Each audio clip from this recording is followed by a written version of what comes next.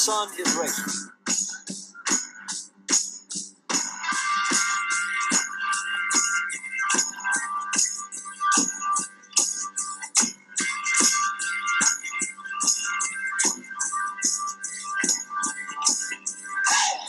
Welcome, race fans, to another episode of the Rubbin' is Racing Daily Fantasy NASCAR Show. We have all your info for the Foxwoods Resorts and Casino 301 from New Hampshire Motor Speedway.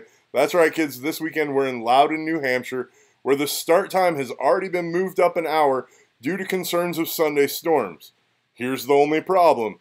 The storms are supposed to start at 5 a.m. and go all day with more than a 50% chance of thunderstorms from 8 a.m. on.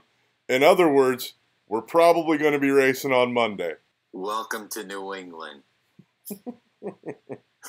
Interesting fact here is that Toyota has absolutely dominated here at Loudon, winning 5 out of the last 6 races, with all of those winners coming from the JGR stable. And since I already did the weather report in my introduction, let's go ahead and get into the picks. We'll start with the top 3 that we've banned ourselves from picking. Let's start with Rowdy Busch at 11,600. He's starting third. He went 1-1 last fall, leading 187 laps here. Rowdy's a strong play. Then you have Martin Truex Jr. at 11,300 starting second. He has led at least 112 laps in each of the last 4 races. And in most of those, he led quite a bit more than that. Then you have Kevin Harvick starting 14th. Yeah, you heard me right. 14th at $11,000. He has a win and 3 top 5s in the last 4 races at this track. He's the only non-Toyota to win here. So, Liehr, what is your thoughts on the big 3 this week? Which direction are you leaning to in picking one of those guys? Well, based off of the information and what we've got so far in practices this weekend, I'm going to go again. 2 weeks in a row, never fail, but I'm going to be going back with Martin Truex Jr. You know, that team is on a roll. Absolute domination last week. My Eric Jones play didn't kind of come to fruition there. I'm sure you're probably going to give me some grief about that later on or now. But dude, don't foreshadow my going to the garage pick. But basically, man, I mean, there's just no doubt in my mind that Martin Truex Jr. is starting from the second spot. Going to take over Kurt Busch fairly easily. I'm assuming Kurt Busch is probably going to take the outside line starting the race. Restarts are going to be crazy here, but that car, the 78 car, is fast, and I anticipate those guys get out front real quick and stay out front. They've got great pit stall with an opening in front of them. This is the one track that has eluded Martin Truex Jr. Obviously, with the stats that you brought, I mean, he's had dominating performances here, just has slipped away from him. So I look for that 78 team to finally knock that one off of his belt and finally get a win close to his home in New Jersey here at Loudon, New Hampshire. But I will have some exposure to Kyle Busch too. Obviously, another track. A lot of these guys are all tied with 3 wins here. So there's quite a few of them, including Ryan Newman is one of them that has 3 wins here. But the crazy part is nobody has more that's active than 3 wins. But I'm definitely going to have some exposure on Busch. I feel like he's going to have some sort of spots here, but not as much ownership. I think Martin Truex Jr., I'm going to be all over. Kevin Harvick, not so much. That team has kind of gone down a little bit here in the last handful of weeks. I know that obviously every week you've got to be cognizant of the number 4 team and Harvick, but this week is one of those tracks that he just doesn't quite have the stats here. I mean, he does have 2 wins here, but 34 races, he only got 10 top 5s and not even close to 50% in the top 10. So with the money that he costs and kind of where I foreshadowed the race to play out, I don't see them being worth the salary just to get 10 plus place differential points in a handful of fastest laps, where there's other guys in the back of the field in the mid-teens and 20s that will give you that place differential at a much smaller price tag. So, yeah, I mean, most of those guys don't have quite Harvick's history here of reaching the top 5, especially as of late. I think we saw last week the argument I made kind of come to fruition, even though it didn't pan out. It's your chance to get Harvick at the lowest ownerships of the season. So if somehow he pulls out a surprise dominating performance and or something happens to Truex or Rowdy, you have the chance to have the best car for probably the lowest ownership you'll have. So, just food for thought. Not saying I'm going to go into that direction. It's just something that I need to be aware of when I'm crafting my lineups this week. You're right, dude. Truex is the main play, and I'm going to probably be all over him. And you kind of want Rowdy there too, but part of me doesn't want to leave off Harvick, Yeah, no, I hear you. And they salary-wise, they've placed him that way. So it's Kyle Busch, number 1 at 11.6, Martin Truex Jr. at 11.3, second, and then Kevin Harvick straight at 11.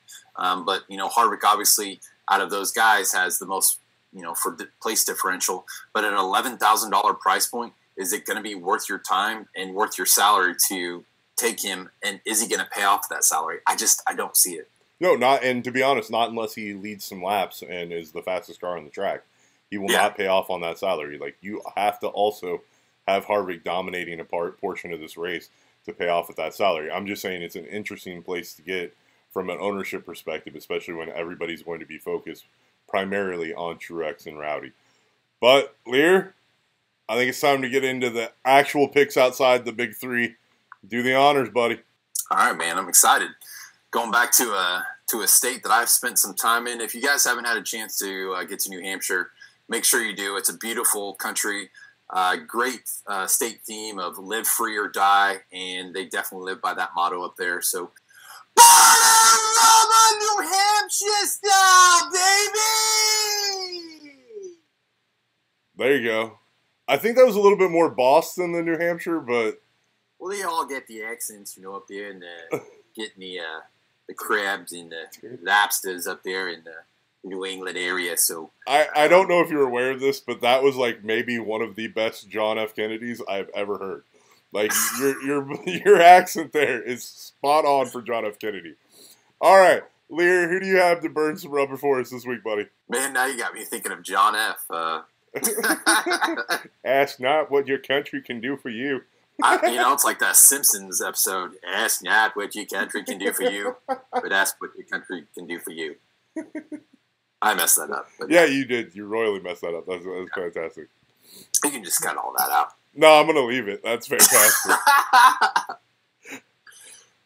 Actually, man, I'm going to be going out on a little bit of a limb this weekend and be rolling with Double J, Jimmie Johnson. This is the first time all year that I think I've chosen Jimmie as my burning rubber pick, but these guys in the 48 garage have slowly been getting better week after week. This week we come to Loudon where Johnson has had some pretty good success over his career. He's got raced here 32 times. He's got 3 wins, like I said, tied with a bunch of other guys with 3 wins, but 10 top 5s and 21 top 10s here at New Hampshire.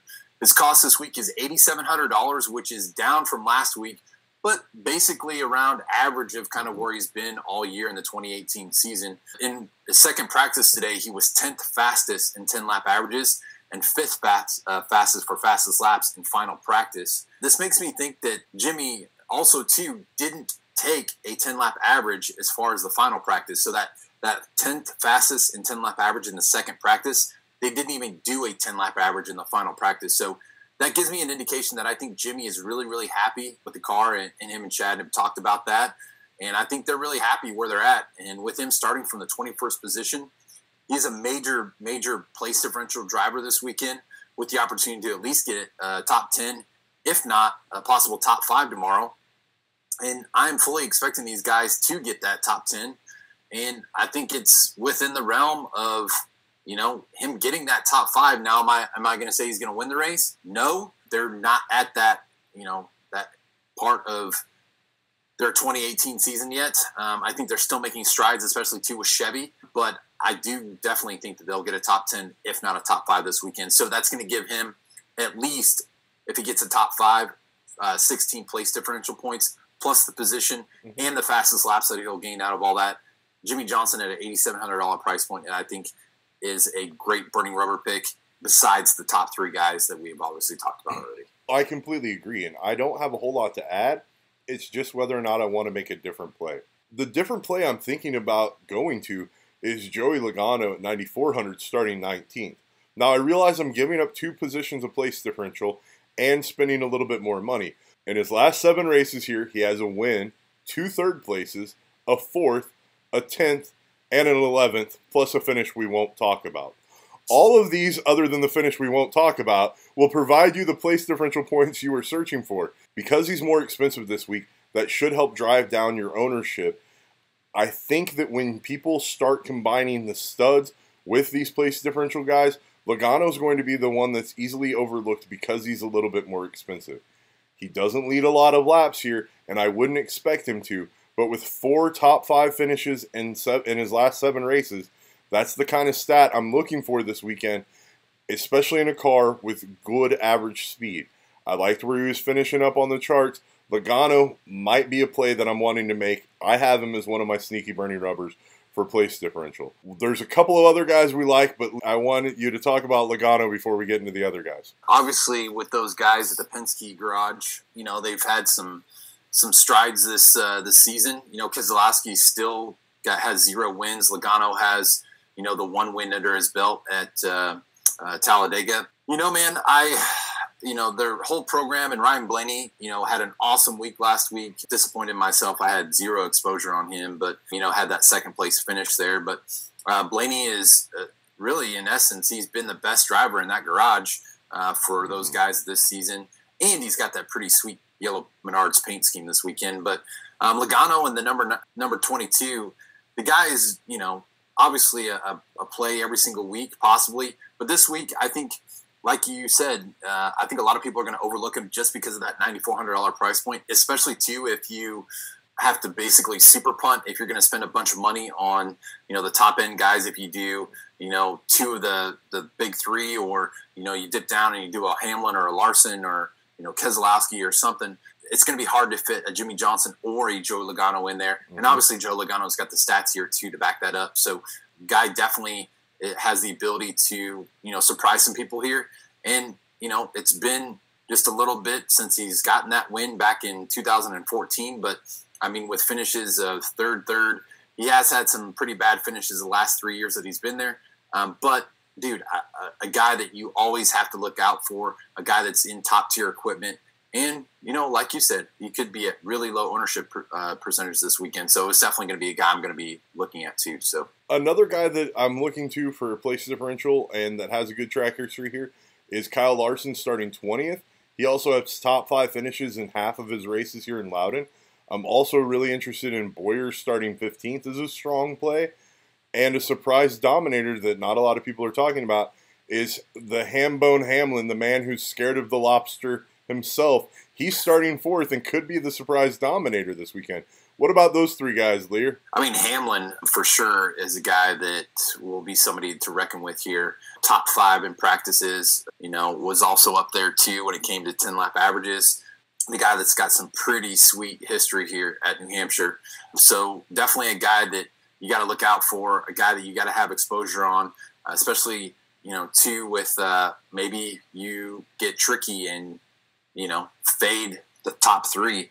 And it could happen. I mean, Hamlin could be that guy this weekend starting from that 4th position to go up there and really get it done this weekend and be a dominator here. And obviously that team is hungry. They have 0 wins this season. He's definitely coming to a track that he's got some great experience here. Love Boyer this weekend. I think that's a guy that starting from the 15th spot is going to be really, really overlooked at $9,200 because it's somebody that is a really good short track. I mean, this is essentially a short track. It's just over a mile, but essentially a short track here, and a guy that has some really good history here as well. Finally back in good equipment. Last time he was here, he was when he won wasn't all the way when he was driving the 07 for RCR. So a guy that really knows what's going on here, and I definitely am going to have some exposure on him too. So Larson, man, it's always with him. Love the starting position. Way too much in salary, $9,900 this week. Not sure if I quite have the love for Larson this weekend. He just wasn't showing me much over the practices, and to be quite honest, he's just a guy that I don't know if I can spend that much money if he's only going to get maybe a 11th or 12th place finish. Not sure that he can really do it here on these short tracks that have. I mean, this is no banking, and it's a guy that is a dirt track racer that loves to obviously go up in the banking. So not really on much Larson this weekend. I think it's important to point out before we get into the value segment that traditionally races here end up with two guys that split domination of this track, right? We've seen it with Rowdy and Truex multiple times in the past couple of years where they both lead a huge chunk of laps. So the trend is that you would theoretically want to start two of the big three or one of the big three in Hamlin if you had that race vision, and then try to figure out some of these place differential guys. The problem is the really good place differential guys are all super expensive, and you're really only going to get to play one of them if you do that two-dominator approach. So it is very much a pick and choose this weekend.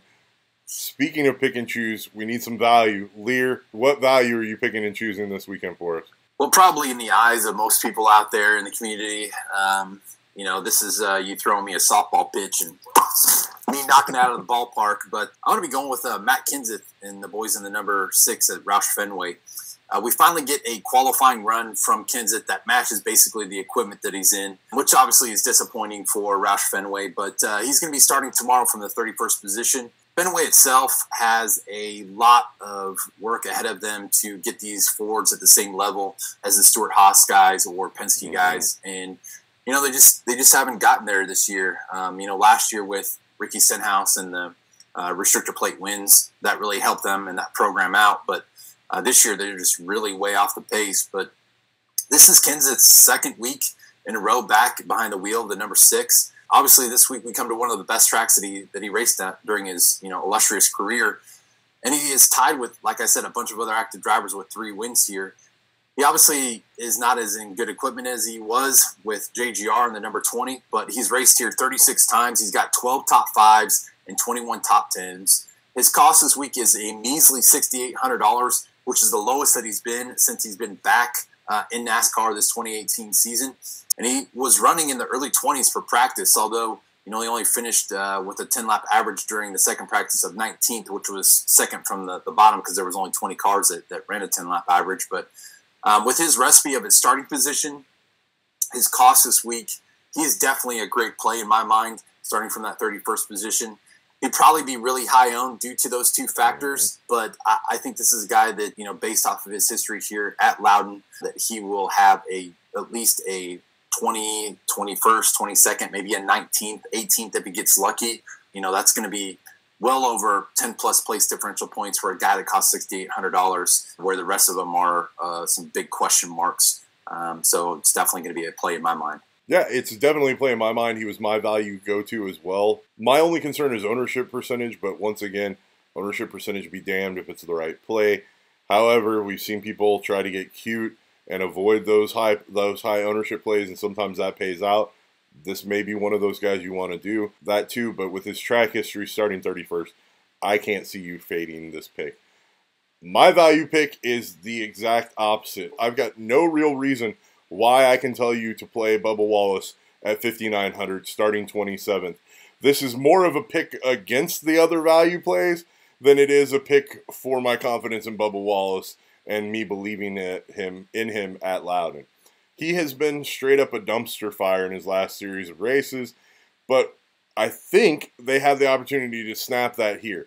If you look at Richard Petty Motorsports, they usually run really well here at Loudon, and they usually have a top 15 car. So there's that, but you have to break at Loudon, which is one of the things that Bubba Wallace has struggled with this season. So you're going to have to balance out Richard Petty Motorsports usually running well here versus Bubba Wallace's braking struggles.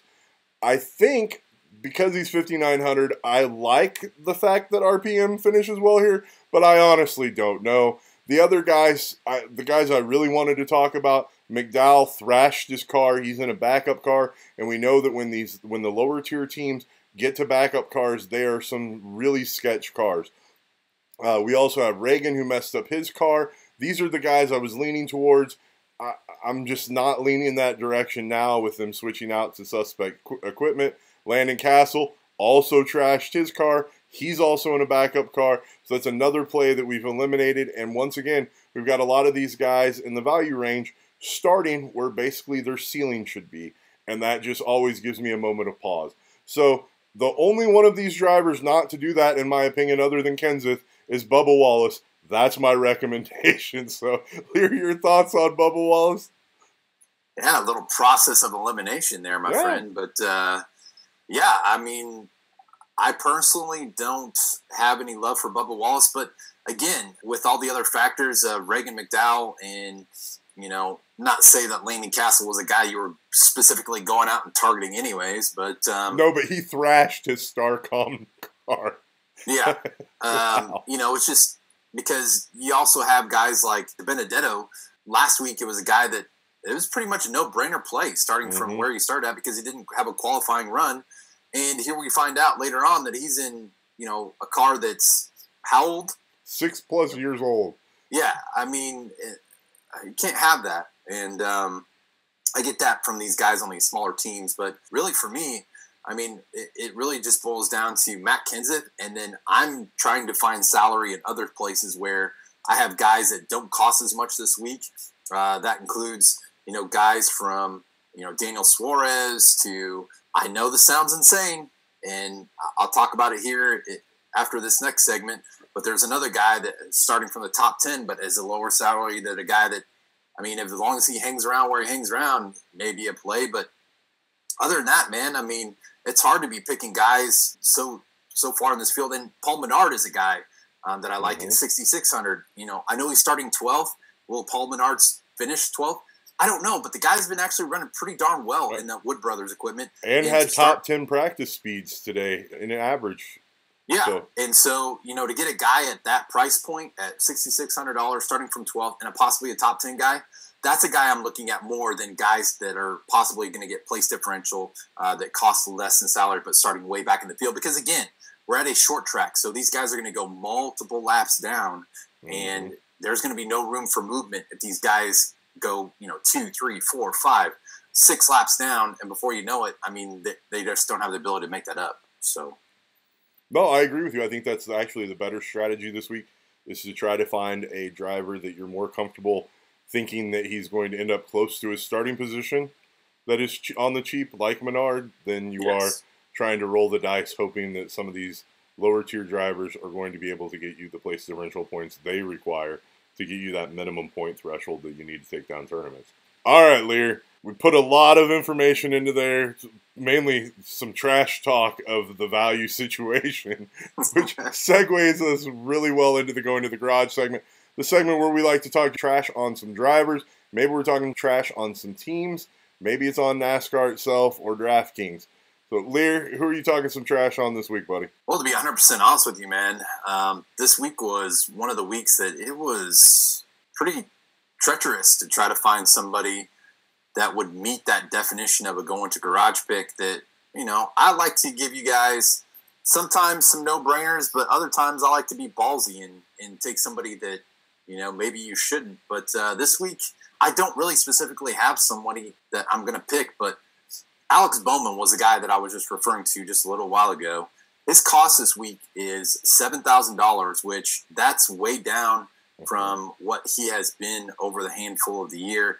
And it's hard to, you know, say no to a guy that's basically on the outside looking in, try to get into the playoffs, because after last week's debacle of going into the wall and basically finishing last in 39th position, you know, he's gone from, you know, 7,800, 7,600, he's down to 7,000. And he's starting in the top 10.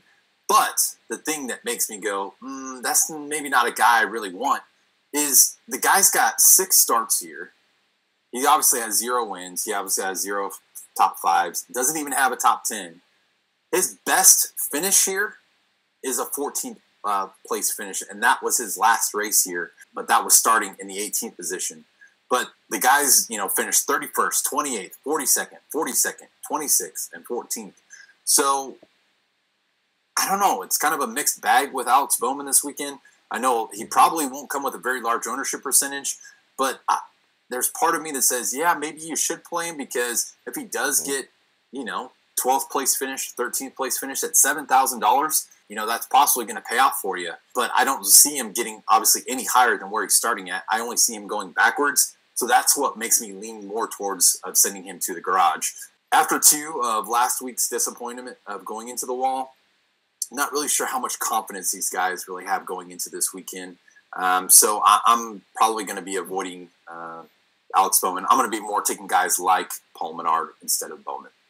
Speaking of confidence, my going to the garage pick is a reminder that you had too much confidence in a driver last week. Some gentleman named Eric Jones. I don't want to say I was right, but I was right. Now we're even. Sorry, dude, I had to do it to you. Actually, Eric Jones is an interesting play this week. I think he can hang in the top 10. It's another one of those plays. He's cheaper than what he probably should be for how he's been running. And he's had a streak of finishing in the top 10. You don't have to worry about him leading laps this week. If you need the value play there, Eric Jones could be one. I was more sending Liehr to the garage for him last week. I just had to use Eric Jones' name. Does that work for you, Liehr? Oh, I get it, man. Like, I was I had a lot of exposure on Jones, and, something that bit me, where I did have a different lineup without him. Did fairly well. Okay. But, no, I messed up, man. I messed up on that one. It happens, Oh, it's okay. We all mess up, dude. Yeah. So, but, I just wish that I was a little bit more right. I was definitely right on the Martin Truex Jr. play when I said, play Furniture Racing of 2017. It was just the back half of the Furniture Racing of 2017 that didn't pay off for. Right. Had only I listened to your Martin Truex play instead of trying to do a rowdy solo dominant, I would have been hunting for it with my lineup, but I messed up big.